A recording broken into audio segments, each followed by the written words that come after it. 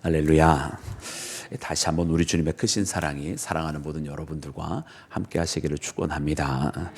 사랑하는 여러분, 우리가 새해가 되면서 우리 이제 매일 성경을 함께 묵상할 때 오늘 우리에게 주시는, 우리가 어제부터 이제 새해가 시작이 되었는데 주시는 말씀 바로 창세기에 있는 말씀입니다. 그래서 우리 매일 성경을 우리가 계속 묵상을 하다 보면 6년 동안 일통독을 하게 되어 있는데요. 이제 다시 창세기부터 시작을 해서 또 이제 창세기가 맞춰지면 또 그 다음에는 어느 성경으로 갈지는 매일 성경만이 알 것 같은데, 또 감사한 것은 마침 우리가 새해를 시작할 때 이 새해를 열 때 창세기부터 시작하는 것은 참으로 그 의미가 있다, 이런 생각이 듭니다. 왜냐하면 여러분 잘 아시는 것처럼 태초에 하나님이 천지를 창조하시느니라, 이렇게 말씀에 기록을 하면서 여러분 하나님이 이 세상에 있는 모든 것들을 시작하셨다. 그러면 이 세상에 있는 모든 것을 시작하셨는데 이 세상에 있는 모든 시작보다 먼저 계셨던 하나님을 우리에게 보여주시면서 우리는 근원적으로 하나님 앞에 돌아갈 수밖에 없는, 그래서 그 태초에, 이 태초라고 하는 것조차도 있기 이전부터 계셨던 그 하나님을 우리는 바라보게 됩니다.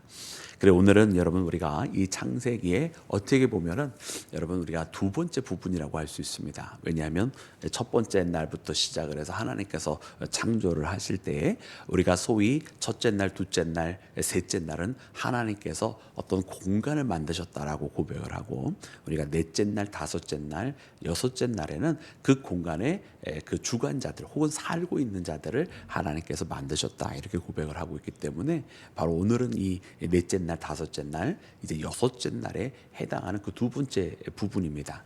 그리고 마지막 세 번째는 이 여섯째 날에 가장 하이라이트가 나오는 것, 여러분 잘 아실 텐데요. 그는 바로 하나님의 형상으로 지음받은 여러분 우리 인간들입니다. 그래서 그 부분은 우리가 내일 묵상하도록 그렇게 하겠습니다. 자, 사랑하는 여러분, 오늘 말씀 14절은 하나님께서 넷째 날 창조하신 역사부터 시작을 합니다. 그 넷째 날 하나님 무엇을 창조하셨느냐, 우리 말씀을 함께 읽을 때 우리 14절만 우리 읽도록 하겠습니다. 14절 시작.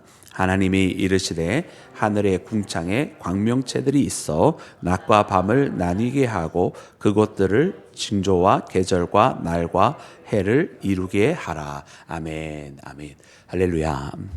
여러분 하나님께서요, 여러분 광명체들을 네 번째 날에 만드셨습니다. 그래서 여러분 큰 빛이 있고 이제 작은 빛이 있어서, 여러분 이제 큰 빛은 이제 해입니다. 그래서 낮을 주관하게 하시고 작은 빛은 달입니다. 그래서 밤을 주관하게 하시고 또 별들을 있게 하셨다라는 말씀이 이제 뒤이어 나오게 됩니다.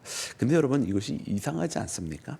왜냐하면은 여러분 첫째 날에는 하나님께서 무엇을 만드셨어요? 제일 먼저 하나님께서 뭐라고 여러분 선포하여 주셨죠?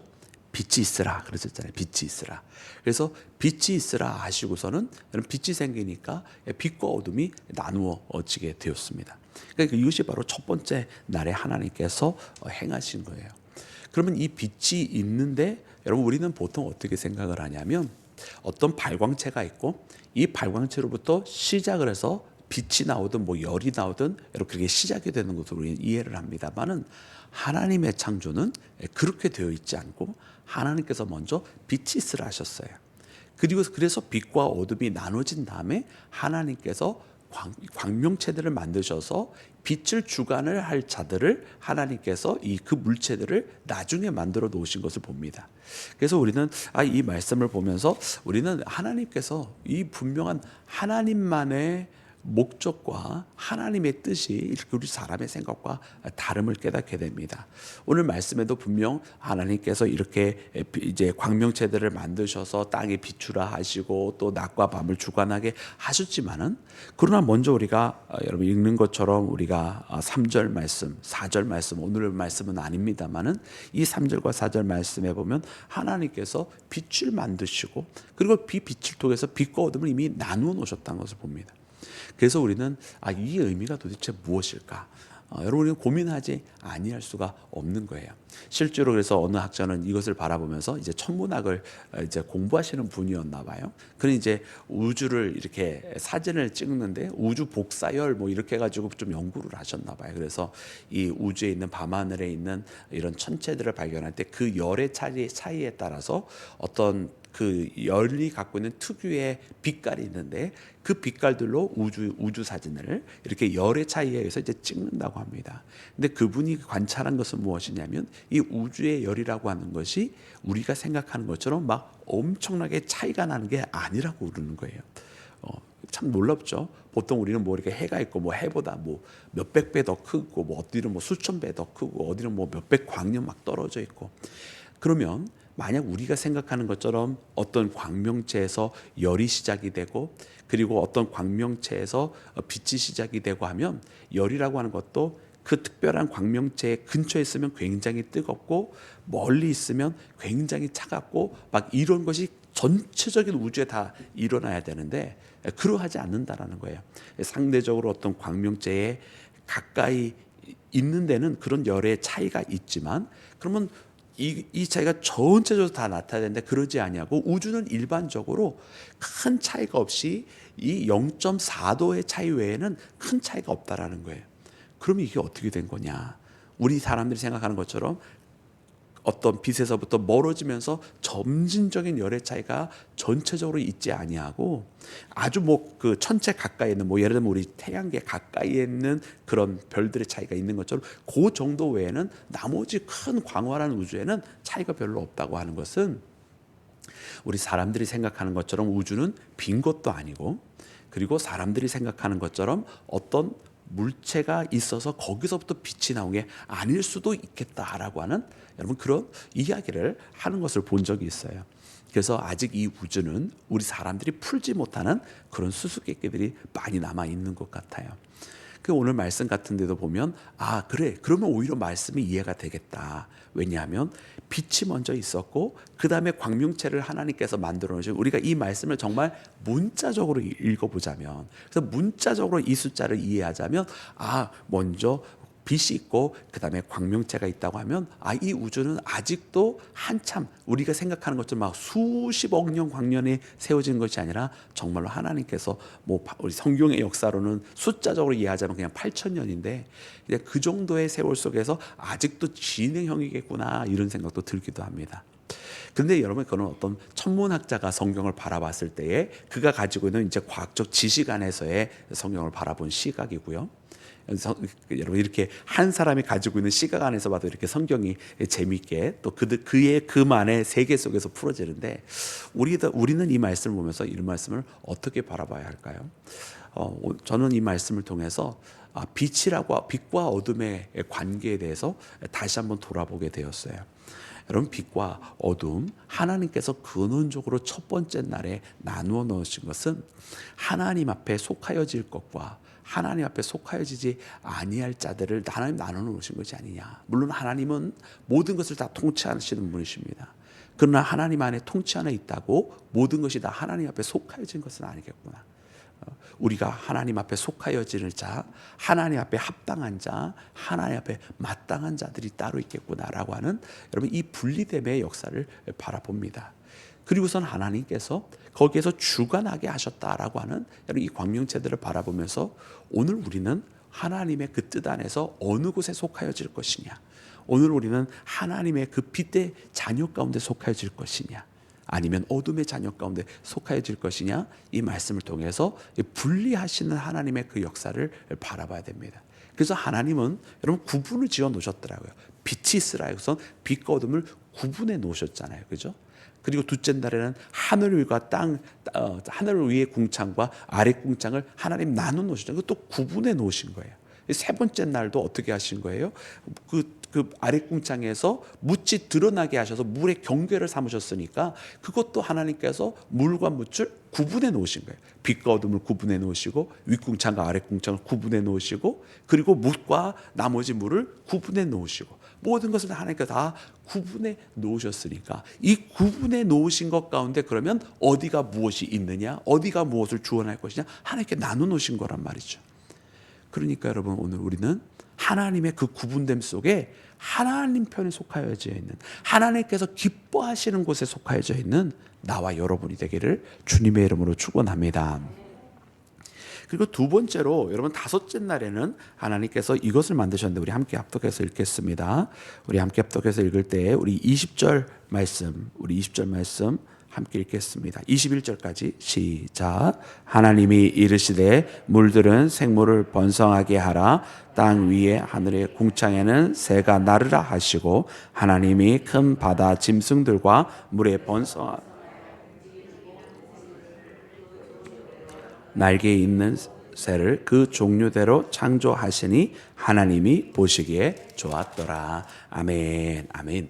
여러분 그렇습니다. 하나님께서 다섯째 날에는 이렇게 하늘 위에 나는 새들 또 바다의 짐승들을 하나님께서 이렇게 만드셨습니다. 그래서 이것이 바로 우리가 둘째 날 윗궁창과 아랫궁창을 나눠 놓으신 하나님의 그 공간 속에 여러분 그곳에서 살게 되는 여러분 두 개의 어쨌든 거대한 두 분류라고 우리가 이야기를 할 수가 있을 것입니다. 여러분 물론 우리는 이 창세기의 창조를 보면서 여러분 성경에는 창세기뿐만 아니라 굉장히 다양한 곳에서 하나님의 창조를 이야기합니다. 우리가 2장에도 여러분 우리가 1장에 발견하지 않은 또 다른 여러분 스토리의 창조가 나와 있습니다. 그리고 이 창세기 1장과는 다른 방법으로 또 창조를 말씀해 주시고 또 우리가 시편에도 그런 스토리들을 만나게 되는데 이 창세기의 창조의 특징은 무엇이냐면 창세기의 창조의 특징은 하나님의 이 방법과 시간표들이 굉장히 명확하게 드러나고 있어요. 그리고 이 창세기에는 창세기 1장의 창조에는 반복적인 것들이 있어요.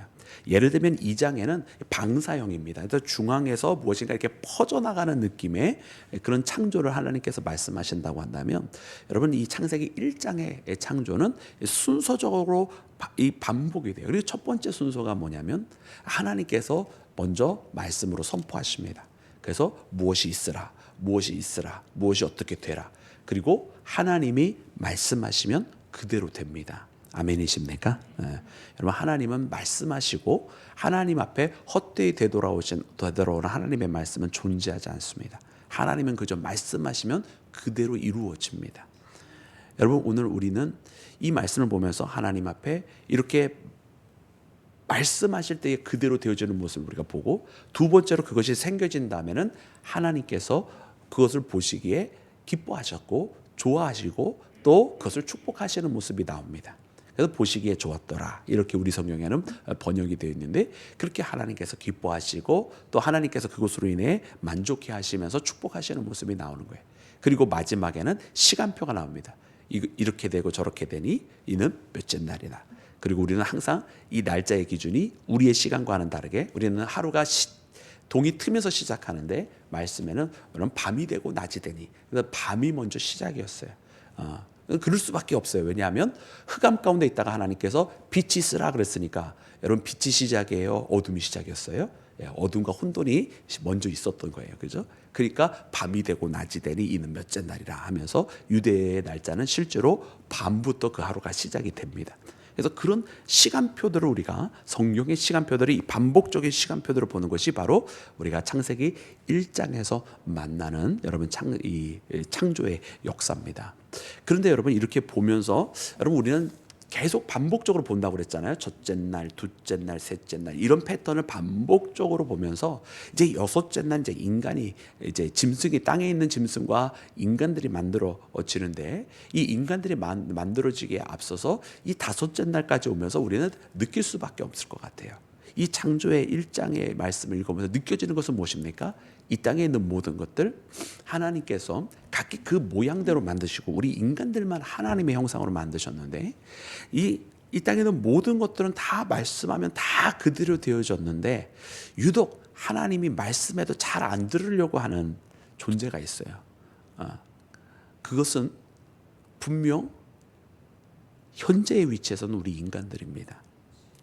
그런데 창조의 역사 속에 우리가 내일 만나게 되겠습니다만은 하나님의 형상으로 되어졌다라고 했으니까 그 하나님의 형상의 원본이 무엇이겠느냐? 죄로 물들기 이전에, 죄로 타락하거나 더럽혀지기 이전에 하나님의 형상을 온전히 갖고 있는 인간은 어떤 모습이었겠느냐? 우리가 이 말씀을 읽으면서 딱 떠오르게 되는 거예요.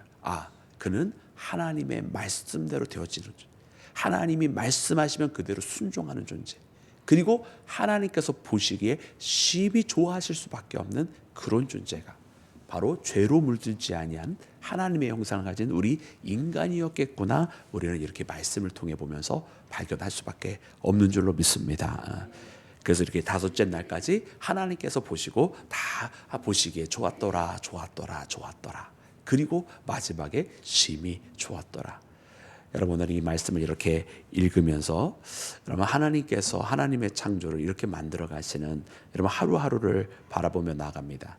오늘 이 말씀을 통해서 하나님 말씀하시면 됩니다라고 하는 그런 고백 여러분 우리 가운데 있기를 원하고, 또 하나님의 창조의 구분하심 속에서 나는 하나님께서 기뻐하시는 쪽에 있기를 원합니다. 그렇게 고백하는 나와 여러분이 되기를 주님의 이름으로 축원합니다. 우리 함께 기도하겠습니다.